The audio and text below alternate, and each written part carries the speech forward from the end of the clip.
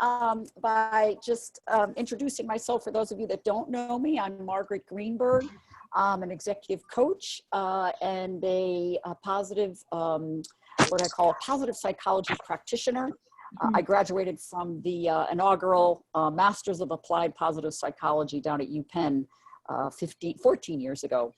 And I'm also the co-author of the book Profit from the Positive. And Mia Chernick is with us today. And Mia was recently furloughed, again, due to COVID-19 from a large company. And I thought, well, I could help her and she could help me at this time. So Mia is going to help us navigate today. And Mia, you want to say a few words? Absolutely. Thanks, Margaret. Great to see you all, some of you for the first time and some for repeat time. So glad you've joined us again. And great to be here with you. I'm calling in from sunny California. So Lisa, I'm with you. A couple logistical pieces here.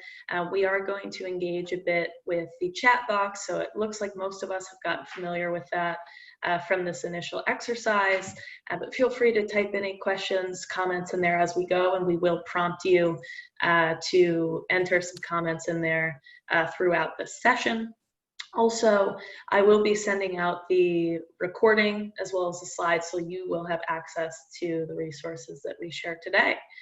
Otherwise, we hope you enjoy this time together, and Margaret, I'll turn it back to you to get started. Thanks, Mia. So let's go to the very first slide, which is really just to get us grounded. I start every webinar in this way, just to talk about a little bit that our emotions are contagious, just like COVID-19 and germs and other colds are contagious. Our emotions are just as contagious. So we really need to be mindful of that. Especially during this time. Are we spreading fear, or more cheer? And the other thing I always like to start with is oftentimes we come to a webinar, we put our phone on mute, and then we check our email and we do other things. And we're really what we call absent present, where we are physically present, and in this case, virtually present, but mentally we're not present. So I'd like you to all just pause for a moment. You can close your eyes if you like. And I'd like you to just begin by focusing on your breath. Just breathing in and breathing out. And with each breath, you become more relaxed and more present. You've already shared how you're feeling this morning in the chat box or this afternoon. And again, kind of check in with yourself and just notice, how are you feeling right now? And if you're in a positive mood, great, you're more open to learning. And if you're not in such a great mood, that's okay too. Just notice it, and we'll come back to that a little bit later in this next 20 minutes or so. Okay. So let's go to the next slide, please, Mia. And what I'm going to share with you today are some tools from my book, Profit from the Positive, and they come from the chapter 3. It's called The Contagious Leader. Now, when we wrote Profit from the Positive, it was long before this pandemic. When we named this chapter, never did we imagine that we'd be in the middle of a pandemic now. But the principles apply now more than ever. So this is where these tools come from. Okay. Now, some of you might be familiar with VUCA, which stands for volatile, uncertain, complex, and ambiguous. Are we in a VUCA environment right now with this COVID-19? Volatile, uncertain, complex, ambiguous. Nobody really knows, when this is going to let up. It's actually a term that was coined by the US military many years ago to describe the environment in which soldiers had to operate. And many of businesses have adopted this term to describe the environment in which we have to operate today. So the environment is what it is, and it's how we choose to respond to it. So stuff happens, right? All the time. And the question becomes not what is happening, but how are we choosing to respond to what those changes in this environment?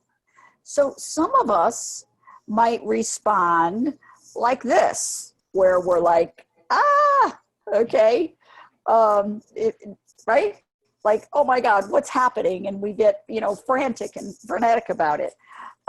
So the question becomes, what can we do to help us when we're feeling overwhelmed, when we're feeling anxious, when we're feeling worried? What can we do? So let's go to the next slide. So there's 3 tools I'm going to share with you today to help you not just survive this pandemic emotionally, but how can you actually thrive in the face of it? So the first one is the magic ratio. The second is recognize the Achoo effect.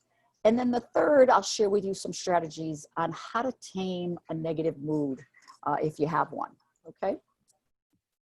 So the magic ratio, there's something called PNR from positive psychology, and it's called positive to negative ratio. So when you think about your interactions just today, just up until this point, what's the ratio between positive interactions and thoughts and negative interactions and thoughts? So in the chat box, if you would, just share, what's your ratio, your positive to negative ratio today? Is it 1 to 10? Is it 10 to 1? Is it 2 to 2? There is no right or wrong answer, but what is your positive to negative ratio today? Patty Kane.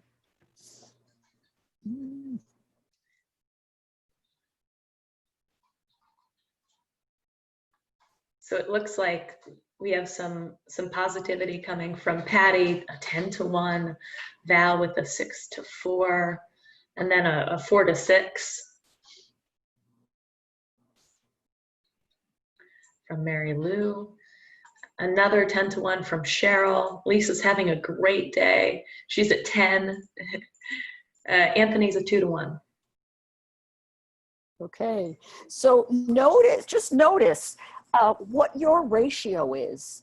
And Mary Lou, I'm looking at the 40-60. I'm saying, I wonder if she has the news on.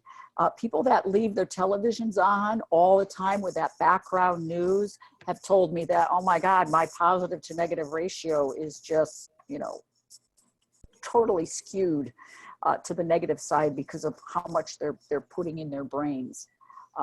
She said she just turned the news off. Great. Yep. Excellent.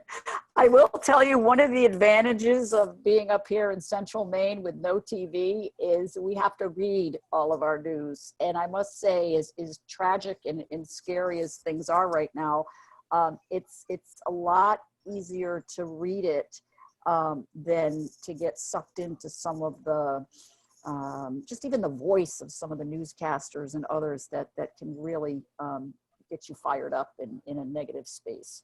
Okay, so let me tell you a little bit more about this positive to negative ratio. This woman, Dr. Barbara Fredrickson, she's a researcher and psychologist down at the University of North Carolina at Chapel Hill. And she's developed in her research lab something called the broaden and build theory of positive emotions. And what she's found is that our positive emotions, like feeling excited, feeling happy, feeling engaged, they actually broaden our brain, allow us to be more open to learning, more creative, more innovative. And positive emotions also build what she calls our psychological capital, meaning when the going gets tough, like the going is right now facing this COVID-19, we can draw upon those internal resources to help us cope, to be more resilient. And if you've ever tried to brainstorm with a colleague or a child or your spouse, partner, friend, whomever, that's in a negative mood, you know that it can't be done. It's virtually impossible to brainstorm ideas when someone is in a negative mood because our brains literally narrow our thinking rather than broaden and build. So this is an important concept to understand. So what she's found in her labs initially was that the magic ratio for really what we call human flourishing, really strong relationships, is 3 to 1, 3 positives for every 1 negative interaction. Now, since we've written Profit from the Positive, like any new science, oftentimes research studies are tried to be replicated. And so her research has come under some dispute recently that it's showing that it's more like 5 to 1 for really human flourishing, 5 positives to every 1 negative.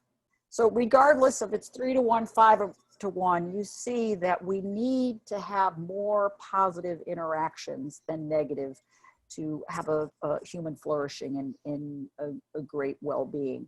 And you can probably think back to some of the people that you might have spoken with this week by phone or Zoom or anyone that might be in your home.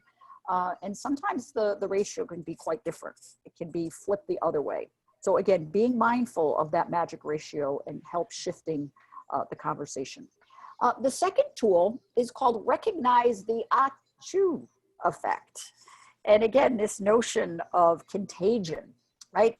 Psychologists call it emotional contagion. We call it the Achoo effect. And Sigal Barsad, she's another professor down at the Wharton School of Business at the University of Pennsylvania. She studied this ripple effect in groups. And what she's found is that it only takes one person to infect a group with a positive or negative mood.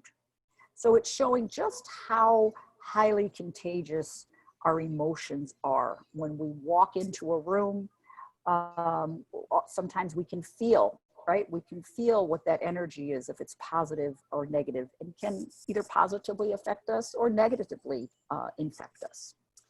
Now, there's a couple of other studies that you can, if you're really curious about some of the positive psychology research, you could read about in my book. One of them is the coffee shop study, where they studied customer interactions between a barista and the customer. And what the researchers found is that when the barista smiled, the customer smiled. And you might say, well, so what? Well, what's really going on there is what we call neurons in the brain, where we want to mirror the emotions and the facial expressions of others. Now you might say, well, so what? What's that all about? Well, when it comes, if you're in business, what they also found is that afterwards, when they asked customers to complete a customer satisfaction survey, the customers that had the barista that smiled gave much higher marks on customer service. So it does matter, and it matters to relationships too. Smiling is one of the easiest yet most forgotten tool that we have in our toolbox to help us not only have a positive mood ourselves, but infect others. And then the other study I won't go into, but it's called the 10th study. You can read about it if you're curious. But the bottom line is bosses' moods are even more contagious. So if you're a manager, or maybe you're a manager of your family as a mother or a father, or you're a leader of some group, your moods are even more contagious. So it matters how you show up every day. All right, let's go to the next slide if we could, Mia. So the third tool that I want to leave you with is, okay, you know about the importance of positive and negative ratio, you know about how our moods are contagious. So how can you tame a negative mood when you're in one. Because what I wouldn't want anybody to walk away from this webinar today thinking that, oh, we're just supposed to be in a happy mood all the time. No, we're human beings and we have a whole range of emotions, right? We get frustrated at times, we might get angry or upset at times, and that's all normal. And right now, facing COVID-19, there's a lot of things to be scared about and worried about. And yet, how can we tame that, quote, Oscar the Grouch when we need to, so that again, we don't inadvertently infect other people or decrease our own well-being? So there's 4 things that you can do. One is label it. The second is take long, deep breaths. The third is, let's keep going, for what we call a walk and talk. And then the last is fake it till we make it. And I'll go through each one of these in a little bit more depth. So the first one, label it. What researchers, okay, cats, stop fighting.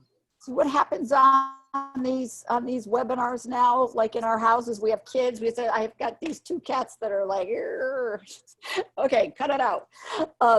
So what researchers found is that when patients went into an MRI machine, if they labeled their emotion, if they actually said, I'm anxious, it actually helped dissipate that emotion. Now, if anybody on this webinar has ever been in an MRI machine, you know that, I mean, it might look relaxing in this picture, but it is anything but relaxing. I've had one, and I mean, it's this thumping. It made me claustrophobic. But when we actually express that negative emotion, it helps dissipate it. So be mindful of that. When you are in not such a great mood, name it, label it, tell someone I'm feeling anxious or I'm feeling upset, and that can actually help. If we go to the next slide, one of the things that we often forget to do when we're really stressed and overwhelmed is to breathe, and to breathe deeply. And I'm going to model it for you right now, and then we'll practice it. There's something called the 4-7-8 breathing technique, where you breathe in on 4, 1, 2, 3, 4. You hold it for 7, 1, 2, 3, 4, 5, 6, 7. And then you slowly release on 8, 1, 2, 3, 4, 5, 6, 7, 8. So let's all try it right now. And you can close your eyes if you like. Let's breathe in on 4, 1, 2, 3, 4. Hold it for 7, 1, 2, 3, 4, 5, 6, 7. Now slowly breathe out on 8. 1, 2, 3, 4, 5, 6, 7, 8. And let's do it again. In on 4. 1, 2, 3, 4. Release on 7. 1, 2, 3, 4, 5, 6, 7. And then release. And now do it with yourself 2 more times without me counting.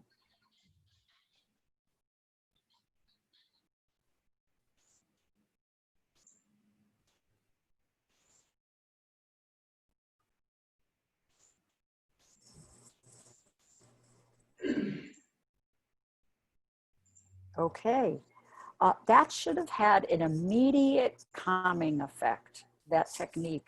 And you can do that anytime, any place. And you see, it only takes a minute to put yourself in a more positive, calm state. So remember to breathe. The third strategy is to go for a walk and talk.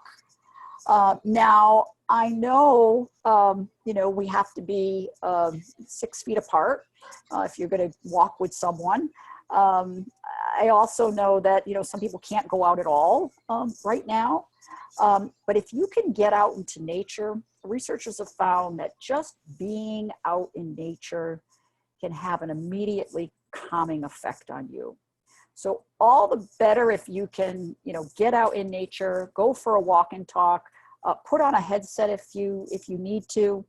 And even your one-on-ones, for those of you that are in business that you want to meet with employees one-on-one, go do it on a walk and talk. they're stuck at home too, and say, come on, let's go for a walk and talk. Or if you have coaching clients or other clients, go on a virtual walk and talk together. And again, that's another way to boost your energy and boost your mood. And then the last thing that you can do, another strategy, I should say, is what we call fake it till you make it. And it's what psychologists call embodiment, meaning we embody the mood before we actually feel that mood.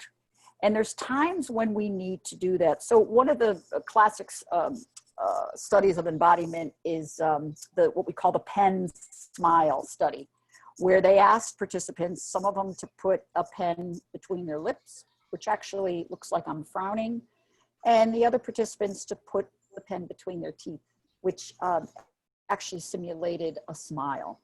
And then they asked them to rate how funny they thought a series of cartoons were. And guess who rated the cartoons the funniest?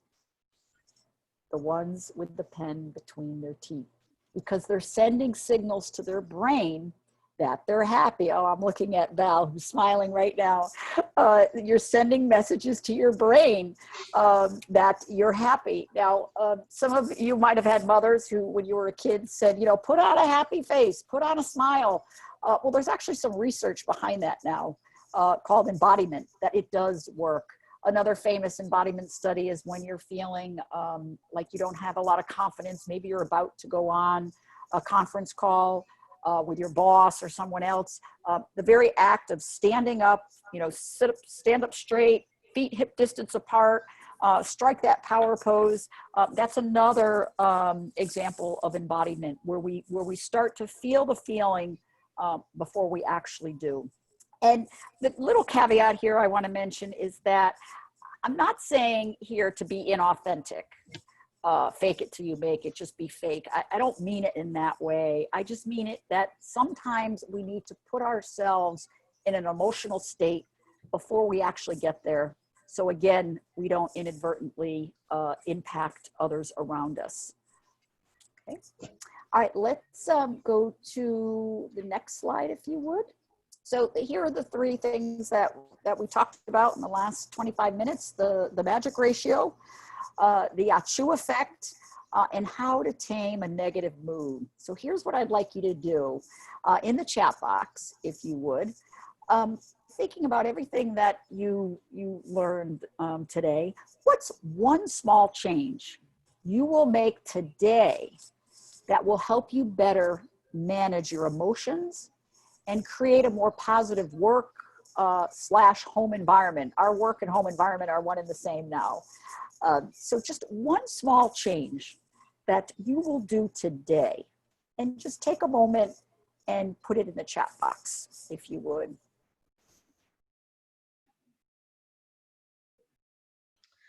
Okay, we have our first response from Cheryl.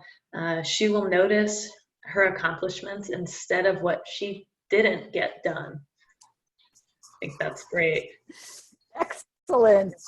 And Cheryl, too, if I recall from how you were feeling when we first started this call, you were feeling like you didn't get as much done as you hoped you would. So glad you're taking that away. Patty, take a daily walk and talk. Great. And Patty, I'm going to add to that. Take multiple daily walks and talk. More than one. Sometimes we don't have a half hour or an hour. I only had 15 minutes before this call, but I got outside. I just talked to my husband, we walked together. But doing that 3-4 times a day, you don't necessarily need a whole hour to go and do that. So multiple if you can. Great. Val says she will remember to smile more and be a positive influence for her team and spouse. Wonderful. I love that smile, Val. Carolyn said she will tidy up the house.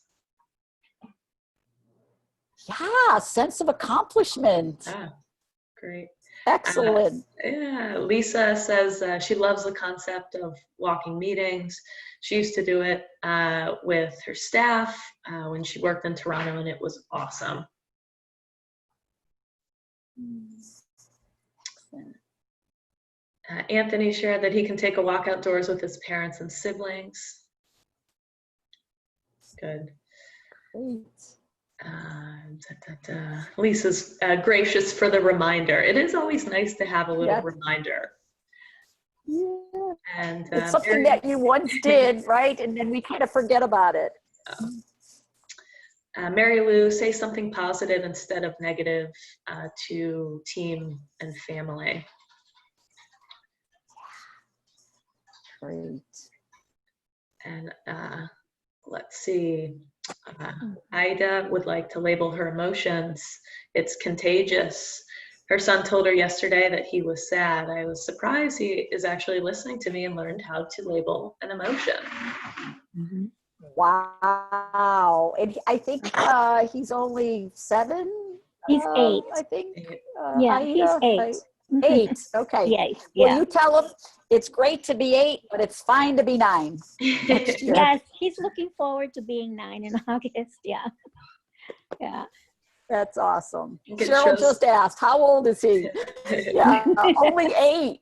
And already he knows about labeling his emotions because of his mother. Aida is actually one of our Profit from the Positive certified practitioners. She went through our 10-week program. When was that, Aida? A year ago? It was in 2018, yeah, around so April, May 2018. Okay, great. Thank you. Mhm. Mia, I think we're at the bottom of the hour, so let's do a couple wrap-up things if we could. Thank you, everybody. If you want or need another dose of positivity, just reserve your spot. Tell your friends and colleagues, here's the link. It's the same link that you use to register for this. And what else? We have a quote we wanted to leave you with, I believe. Yeah, so Michelle Obama, she said, you should never view your challenges as a disadvantage. Instead, it's important for you to understand that your experience that you're facing and overcoming adversity is actually one of your biggest advantages. And although we haven't experienced a pandemic before, most of us, we have experienced other challenges and difficulties and tragedies in our life. And those are the things that actually do become our advantage and that we can draw upon when the going gets tough, like it is now. And lastly, just stay connected with us if you're not already. And here's how. And stay healthy and stay as positive as you can. There's enough negativity in this world and enough fear. So let's try to spread a little bit more cheer these days and really help some other people. So I thank you. Enjoy your weekend, everybody. And you can take them off mute if you want, Mia, in these last minute, if anybody has anything they want to say. Thank you. Bye. Good weekend, everybody. Okay. Thank you, guys. Yeah. Have a nice great weekend. weekend. Bye-bye. Be well. Bye. Thank you. Bye. Thank you. Bye.